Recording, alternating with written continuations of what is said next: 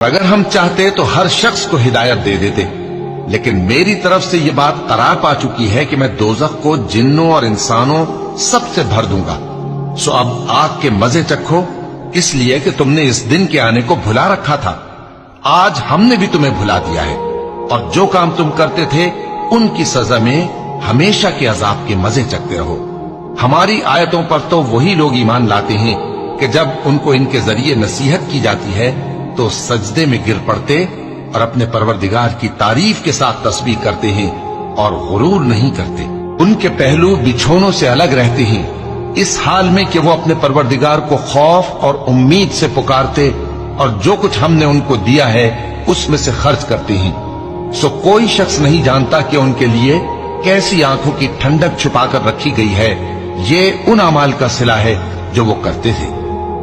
भला जो मोमिन हो वो उस शख्स की तरह हो सकता है जो नाफरमान हो? दोनों बराबर नहीं हो सकते।